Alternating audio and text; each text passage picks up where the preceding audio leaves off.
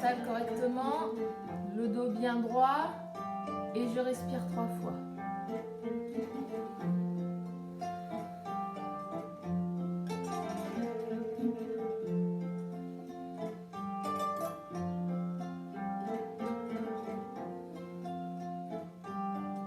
Bonjour les enfants.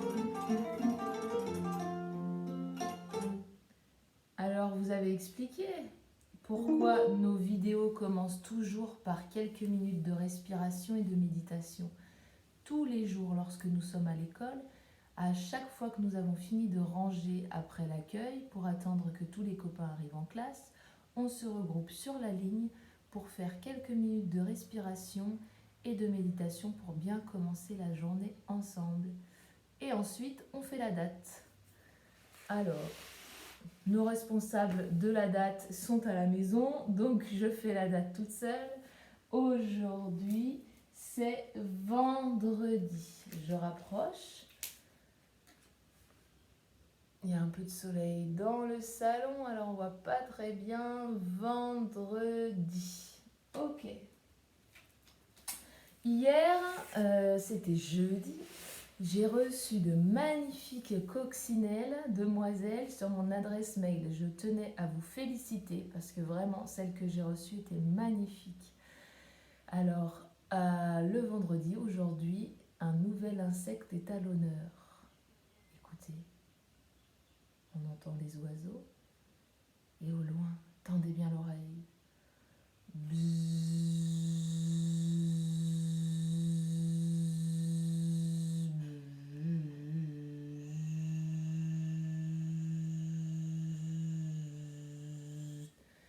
Tiens, une abeille. Non, je n'ai pas peur d'elle.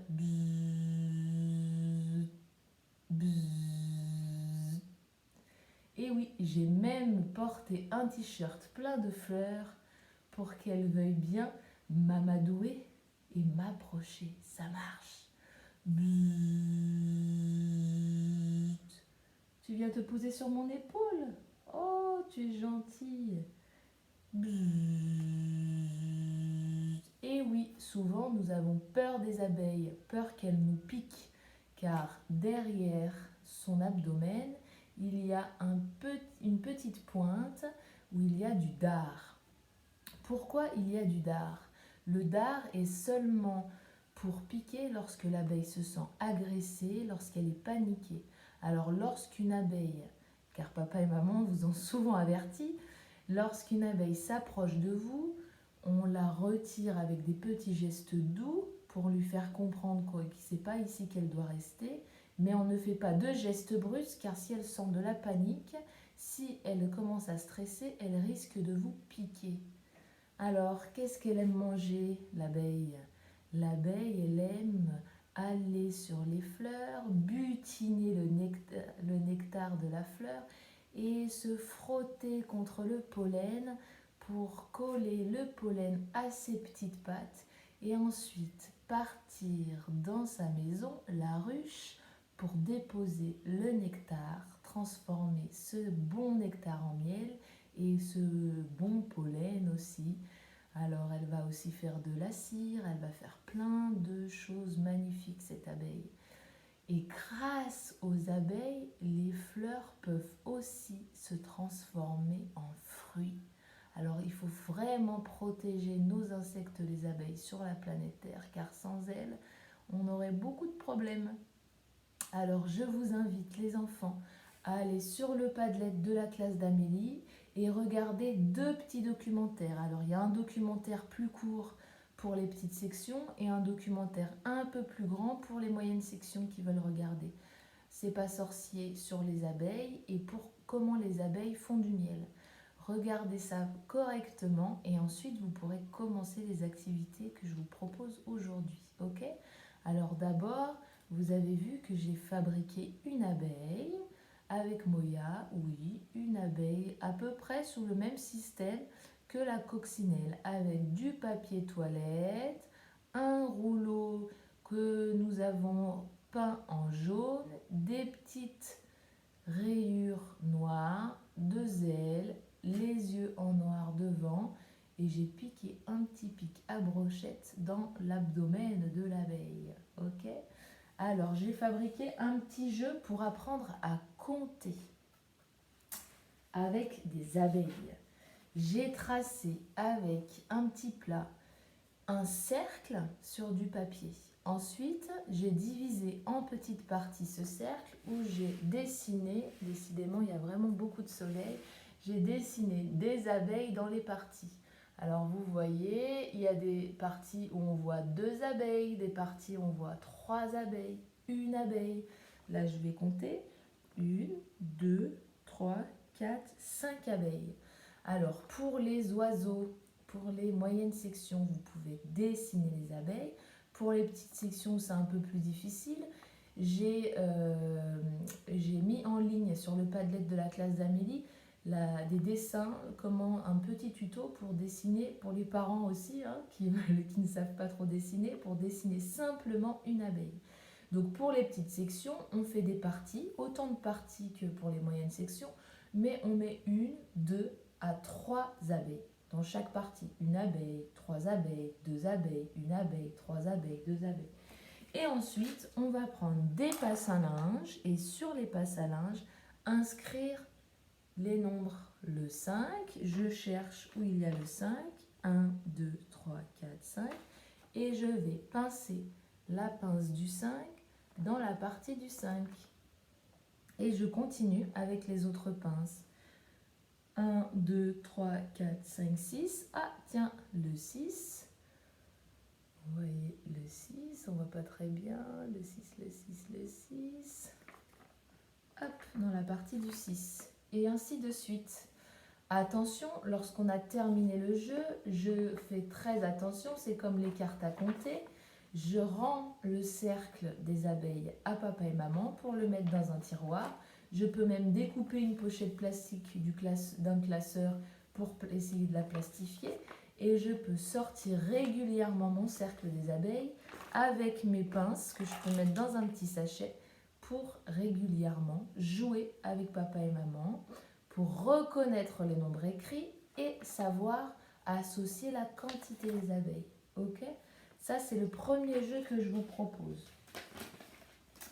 Ensuite, toujours pour les grands.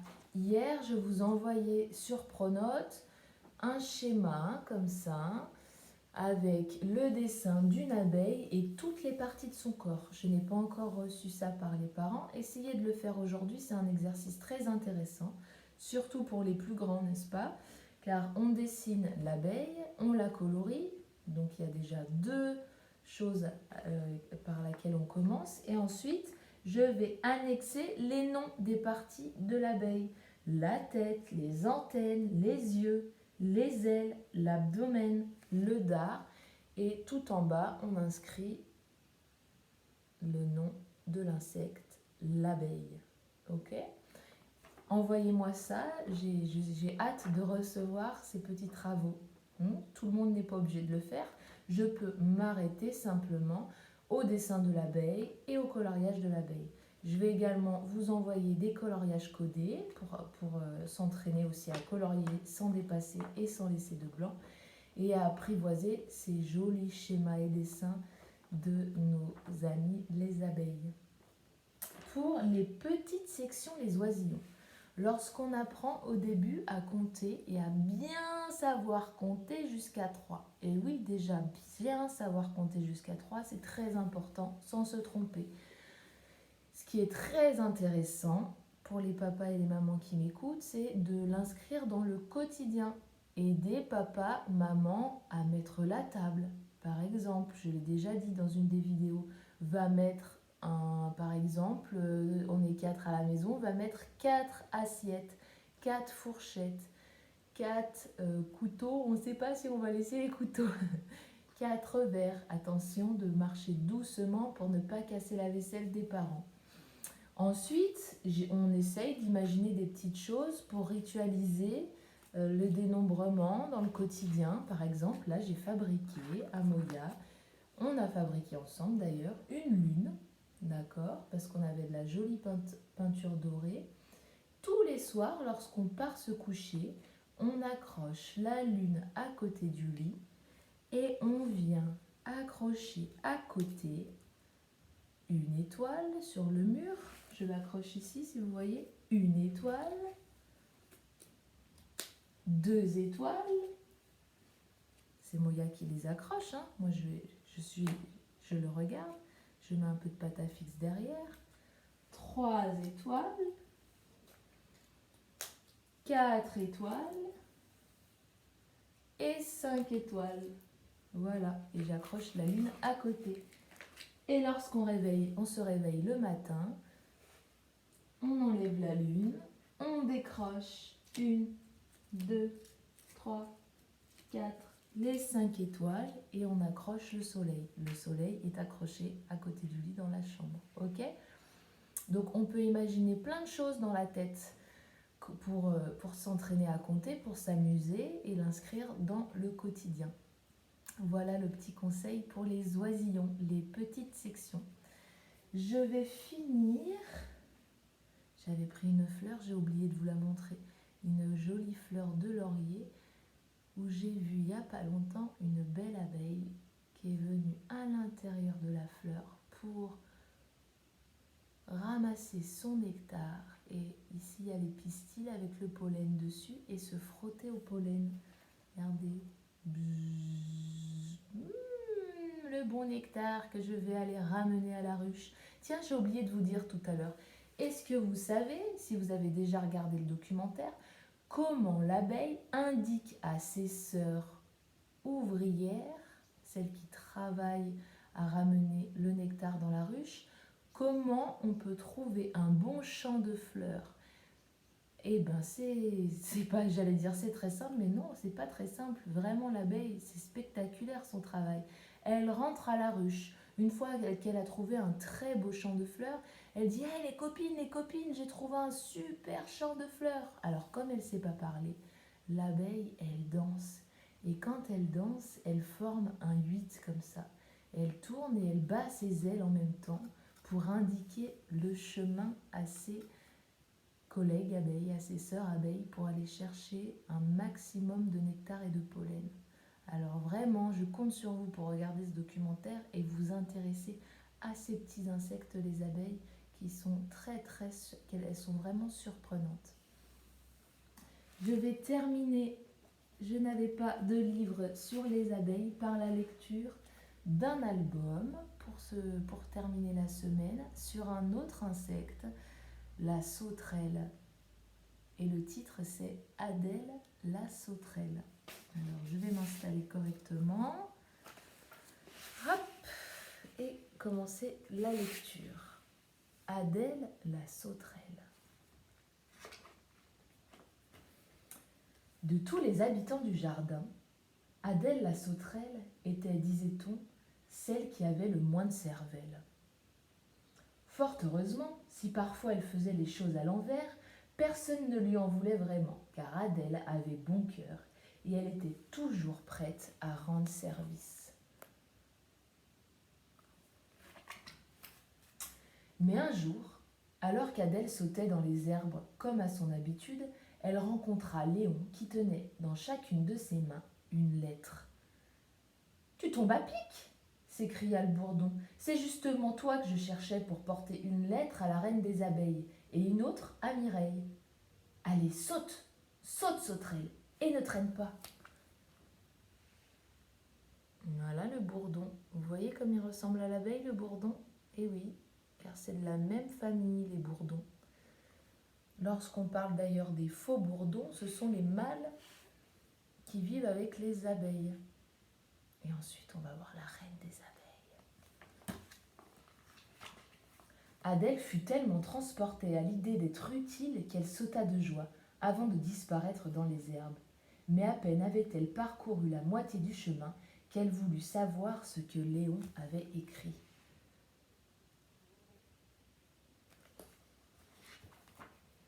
À l'abri des regards, elle ouvrit délicatement les lettres et les lut en vitesse. Mais de peur d'être surprise, les remit en toute hâte chacune dans leur enveloppe. Or, elle se trompa. Le mot pour la reine était désormais adressé à Mireille et celui pour Mireille à la reine.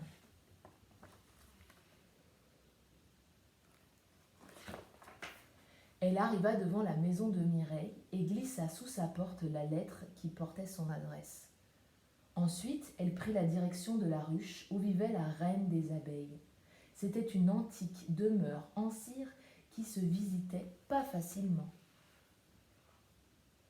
Vous verrez dans le documentaire la fabrication de la cire. À quoi sert-elle? Là, regardez, la ruche, le château de la reine en cire. « Qui va là ?» crient les gardes en croisant leurs hallebardes tranchantes. « C'est une lettre pour la reine, dit timidement Adèle en agitant la main. « Une lettre pour la reine ?» répétèrent les gardes. Une abeille s'en empara pour la remettre à une autre qui la remit à une suivante et la lettre arriva ainsi jusqu'aux appartements royaux. Quand la reine ouvrit son courrier, elle devint rouge, toute cramoisie, de colère et se mit à crier aussi fort qu'une abeille puisse le faire. Il faut dire qu'elle venait de lire, ce qu'elle venait de lire n'était pas très tendre. « Gros insecte à rayures, bourdonneuse, sans cœur, si je te reprends à voler le pollen de mes fleurs, je t'arrache les ailes. » Signé Léon. Pendant ce temps, Mireille trouvait sur le pas de sa porte le mot de Léon. « Ma parole! Ce bourdon est tombé sur la tête! Écoutez un peu, les amis. Ma petite reine adorée, tu fais du miel si parfumé que les roses sont sans voix et mon cœur bat pour toi. » Et tous de ricaner bêtement. Et tous ricanèrent bêtement. « Il est amoureux! Oh, il est amoureux !» Comme vous pouvez l'imaginer, la reine des abeilles, dont la colère était toujours aussi grande, ordonna à ses soldats d'attraper ce vilain bourdon. « Au secours! À l'aide !» s'écria le pauvre Léon en se débattant. Alors Adèle comprit quelle stupide sauterelle elle avait été, et elle courut chez Mireille, qui était la seule à pouvoir sortir Léon de ce mauvais pas. « Ma foi, dit Mireille, je ne vois qu'une seule chose à faire, rendre à la reine ce qui appartient à la reine. Seulement, n'oublie pas de me rapporter ma lettre. »« C'est promis, dit la sauterelle, avant de disparaître. Courageusement, Adèle retourna chez la reine des abeilles pour lui remettre la bonne lettre et lui expliquer son erreur. À la lecture de ces mots doux, la colère de la reine se dissipa peu à peu, et Léon trouva de nouveau grâce à ses yeux. Quant à l'autre lettre, ou tout du moins ce qu'il en restait, Adèle préféra la garder et ne pas la donner à Mireille, de peur que cela fasse encore des histoires. Je crois que pour une fois, elle faisait bien de ne pas le faire. Et voilà, c'est terminé. Adèle la sauterelle. N'oubliez pas de regarder sur le Padlet de la classe d'Amélie la très belle chanson sur les abeilles que j'ai mis en ligne, chantée par des enfants d'une école maternelle. Et on se retrouve la semaine prochaine pour de nouvelles activités ensemble. Je vous souhaite un bon week-end et vous embrasse très fort. Bye bye tout le monde.